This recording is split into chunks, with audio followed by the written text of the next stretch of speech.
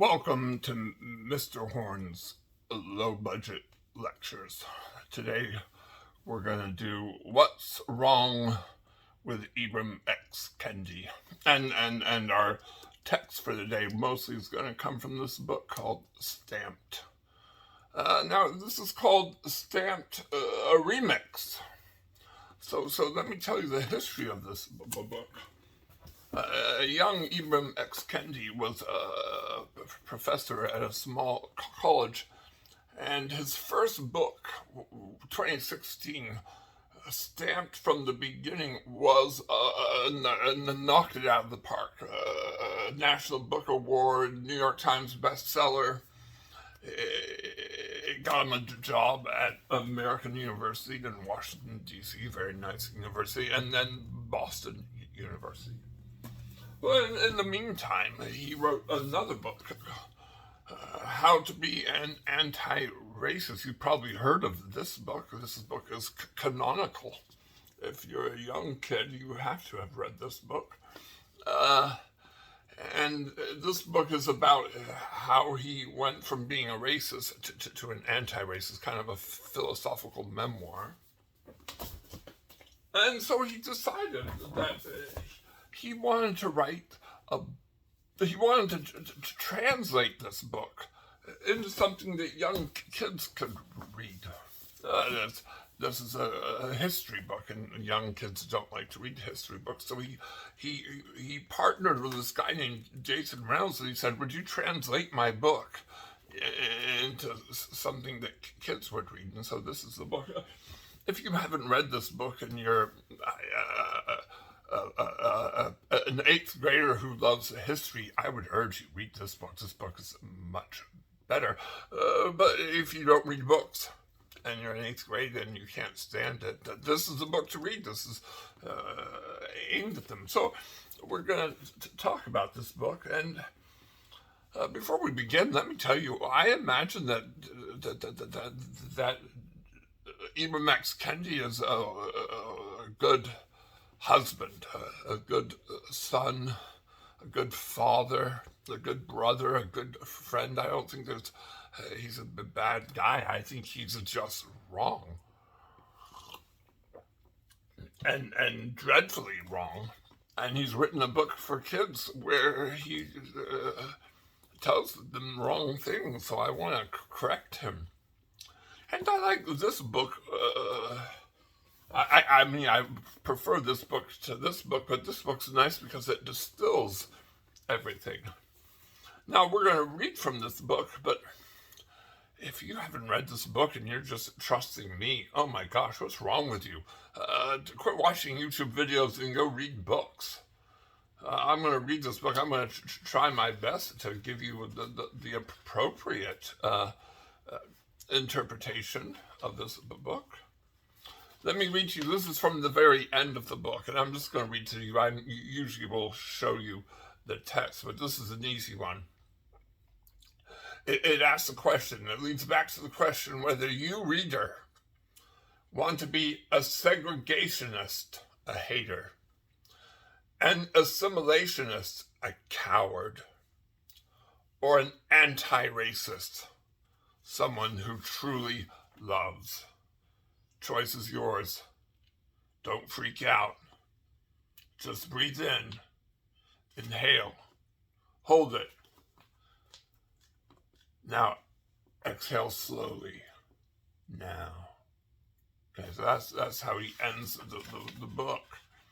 And the book is called Stamped, Racism, Anti-Racism, and You. So, according to Ibram X. Kendi, you're either an anti-racist or you're a racist. There is no middle ground. Actually, I'm sorry. Let me take that back.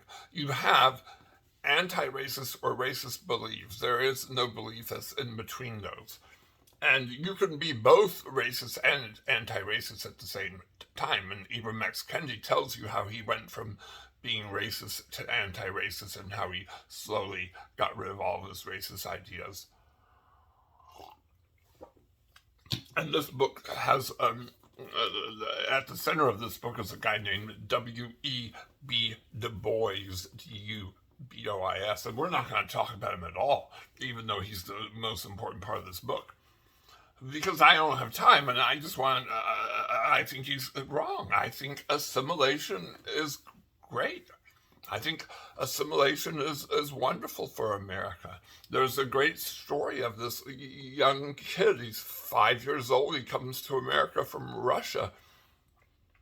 His father was a cantor in the synagogue, but he can't get that job. They moved to New York City, the Bowery. He learns, he's a singer. He loves to sing, and he loves music. He learns not really to play the piano, but to fake it. But he learns how to sing, and he writes a song called Alexander's Ragtime Band. Oh, it becomes famous. He writes later on, and then World War II-ish, he writes The White Christmas, the Russian Jew writing White Christmas. This is what it means to assimilate. He also writes God Bless America. He writes tons of stuff. His name's Irving Berlin, probably one of our most famous writers. He's a Jewish immigrant. There's a immigrant who comes from Sicily. Same time, comes to America as a little kid. Moves to California, not New York, and in the end he makes It's a Wonderful Life. Mr. Smith goes to Washington, right? This is Frank Capra. This is what we are. We are the land of immigrants who've assimilated. Now, you'll say, but Mr. Horn, black folk didn't immigrate to America, and that's absolutely true. It's a terrible story of how they were brought to America. And you're right, so there's a little difference, but it doesn't matter if you're in America and you're a slave. When you stop being a slave and become a free person, don't you have to assimilate? No, says Ibram X. Kendi. And you'll have to go. So I'm going to show it to you here. We're going to read it together. In a chapter on page 66, this is what Ibram X. Kendi says. And abolitionists urge the newly freed people to go to church regularly, learn to speak proper English, learn math, adopt trades, get married, stay away from vices, smoking and drinking, I'd add gambling, and basically live in what they would consider to be respectable lives. Basically live like white people. Now, this is bad, says Ibram X. Kendi. Not that the abolitionists are bad, they're trying to be good. But, and this is now, I'm bringing you to this book because he says this in a little more detail, but I want you to listen to what he's about to say. Oh my gosh, this is crazy talk. The confines of enslavement were producing black people who were intellectually, psychologically, culturally, and behaviorally different, not inferior. What are you talking about? I'm not trying to say bad things about slaves. I'm saying that the slave culture, the slave psychology, oh my gosh, it did bad things to you. You have to be changed. You have to be assimilated into the free culture where you're going to do things very different than you did as a slave. And we're not saying that slaves are inferior to freemen. We're saying that the way of life that they had to produce, it's not going to work. You're going to have to assimilate. Just like those Russian Jews did, and those people from Italy and Ireland, they come to America. They have to do different things. Now, here's his problem, I think, right? He says that these people have to basically live like white people. And here's where I think he's so completely wrong. And I'm going to take one of his heroes, one of Ibram X. Kendi's heroes is a guy named Malcolm X. Let me read to you from page 117. Malcolm X stamped that he was for truth, not hate, truth and truth alone, no matter where it was coming from. His autobiography would become, listen, anti-racist scripture. So Malcolm X, imagine now Malcolm X saying this to black folk in 1950s and 60s who are living in New York. He says, and Malcolm X urged the black folk, the poor black folk, to go to go to temple or mosque regularly, learn to speak proper English, learn math, adopt trades, get married, stay away from vices, smoking, drinking, and gambling, and basically live what you would consider to be respectable lives. Not white lives, because Malcolm X wanted to separate from white folk. But he knew what it takes to live properly. And remember, Malcolm X knows what he's talking about because he grew up as a bad kid, right? He was gambling and pimping and was stealing. He went to jail. Malcolm X says you've got to change. You can't live that kind of life. So why would Ibram X. Kendi say something as strange as no assimilation? By no assimilation, we're even talking about, like, you can't assimilate from slave culture to free culture. And here's the secret. Before we tell you that, I want to read. Now I'm going to read from this book. And he talks about his parents. His mom and dad, Ibram X. Kendi's mom and dad were the first in their family. They came from poor folk, one from the south and one from the north. And they were probably the first in their family to go to college. His mom went to Liberia in Africa as a missionary sometime for 6 months to teach school. And his father learned poetry when he went to college and loved poetry. And listen to what Ibram X. Kendi says about his parents. I think this is fascinating. I always wondered what would have been if my parents had not let their reasonable fears stop them from pursuing their dreams. Traveling Ma, helping to free the black world, Dad accompanying her and finding inspiration for his freedom poetry. Instead, Ma settled for a corporate career in healthcare technology. Dad settled for an accounting career. They entered the American middle class, a space then as now defined by its disproportionate white majority, and began to look at themselves and their people not through only their own lives, but also through the eyes of others. Oh, how sad that my parents became bourgeois, middle class. Oh my gosh, what is he talking about? First, if you become a missionary, if you want to leave America, leave middle class America and become a missionary, I respect you. I think you're a good person. I'm not saying bad stuff about you. If you want to write poetry, you can write poetry as an insurance executive, as that guy whose name I always forget his name, but he's a famous poet. But here's the secret.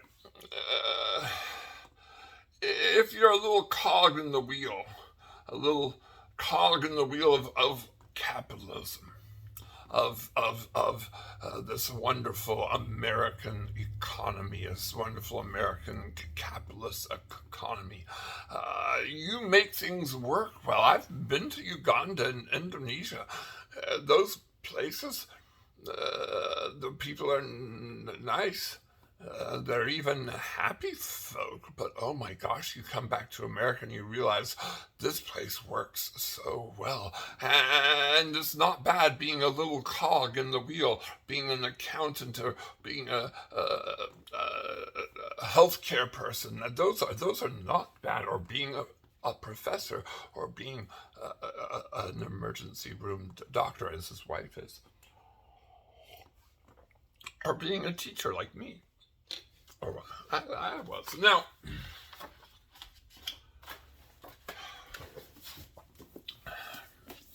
in this book, and then this is the part that you probably want to read this book for, because I'm going to tell you some stuff that maybe people will say, Mr. Horn, you've misread this book. I don't think I have. And you can tell me. But in this book, Ibram X. Kendi has a villain, a super villain that he hides. And you're like, Mr. Horn, you can't hide supervillains. That's the whole point of supervillains. And I'm like, what happens? And by the way, the supervillain is not Martin Luther King Jr. But what happens if you want to attack some of what Martin Luther King Jr. said? How do you attack Martin Luther King Jr.? And I'm going to tell you very carefully. We have a giant statue of him in Washington, D.C. We have MLK Day. You don't want to be attacking Martin Luther King.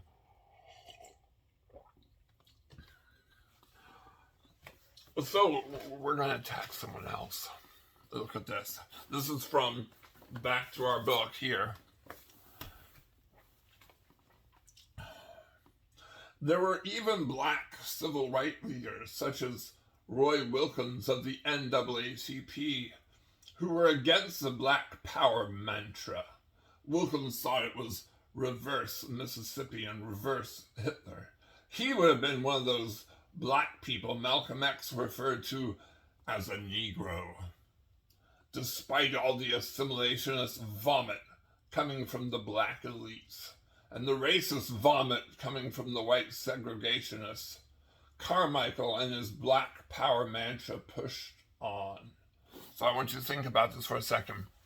We've got segregationist vomit, we've got assimilationist vomit, and we've got Black Power truth. All right, those are the three things he said at the end. You can either be a segregationist, a hater, an assimilationist, a coward. And we're talking about Roy Wilkins. And we're talking about Martin Luther King Jr., doctor. Or you can be an anti-racist. Now you think to yourself, who is this guy, Roy Wilkins? Wait a minute.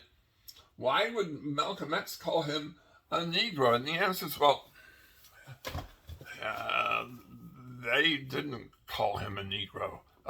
He called him a house Negro. Malcolm X was saying these people are house Negroes, and then he calls them something worse than that. He calls them house N-words, and it was an attack. And he was talking about Martin Luther King just as much as he was talking about Roy Wilkins. Malcolm X was. Let me tell you who Roy Wilkins was.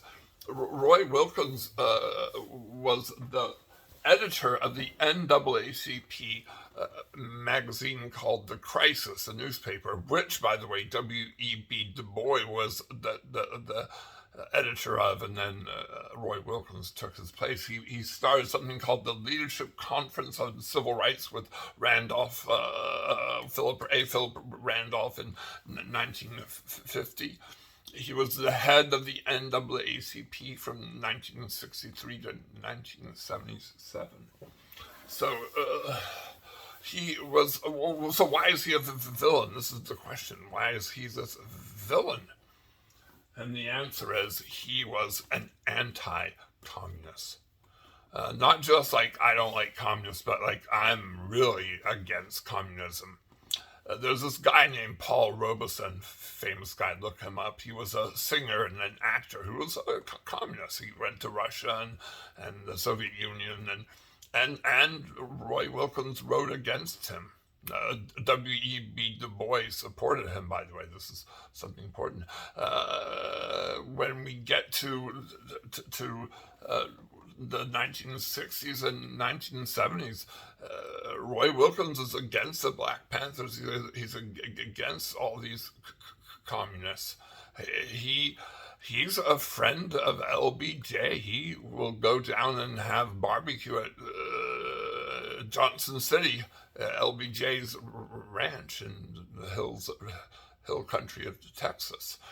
This Roy Wilkins is bad because he is anti-communist. You see, and I'm not going to tell you that Ibram X. Kendi's a communist, but I do want you to read. Let's make sure I don't have anything else. Yeah, I do want you to read the very end of this book. I'm going to show it to you. Look at this book, how it ends. Let's get this right there. Can you see it? Make sure it's in focus. To Angela Davis, to Angela Davis, to Angela Davis. What kind of incantation is that? Who is this Angela Davis? Well, Angela Davis is introduced in this book as probably the only person who has never done racist things. She is pure. Everyone else in this book has racist and anti-racist, or goes from racist to anti-racist. That's the W.E.B. Du Bois. And then there's even Malcolm X was a Nation of Islam before he becomes better. But Angela Davis has never sinned. That seems to me, I think what he wants you to do when you finish this book is you think, ooh, that Angela Davis must be really good and I shouldn't assimilate. And I'm going to tell you that's completely wrong. Angela Davis was a communist. She was a radical, and she went to the Soviet Union. She went to East Germany and put a wreath on a memorial for this East German guard who was guarding the Berlin Wall, guarding it from East Germans trying to escape over it, right? And he was killed while he was guarding it. I'm being facetious, by the way, about he was trying to keep East Germans in. She is all about, and this is an interesting story. I wish we could give you a lecture. Of course, the communists are going to use America's civil rights because we do a terrible job. Here we are talking about liberty and freedom and all this, and we have segregation in the 1950s and 60s. Oh my gosh, of course the Soviet Union is going to use this. And Angela Davis, though, is not a capitalist. She doesn't believe in this, and I don't think Ibram X. Kendi believes in American capitalism. I do. I happen to think American capitalism is a great thing. I think it helps us to be who we are. Again, I don't know what he is. He's who knows? So don't listen to people who call people Marxists or communists. I don't think they know. But I'm not looking forward to the Ibram X. Kendi America. I think that's going to be not very good because I think the government's going to have a lot of control over the means of production. I don't want that kind of place. So that's why I don't like this book. I believe that America should be a place where people assimilate, where we're not judged by the color of our skin, but by the content of our character. That where people are not. And by the way, people yell at you if you say that because you're quoting Martin Luther King out of context. They say, which is not true. I want a place where it doesn't matter if you're black or if you're white or if you're Asian. I want a place where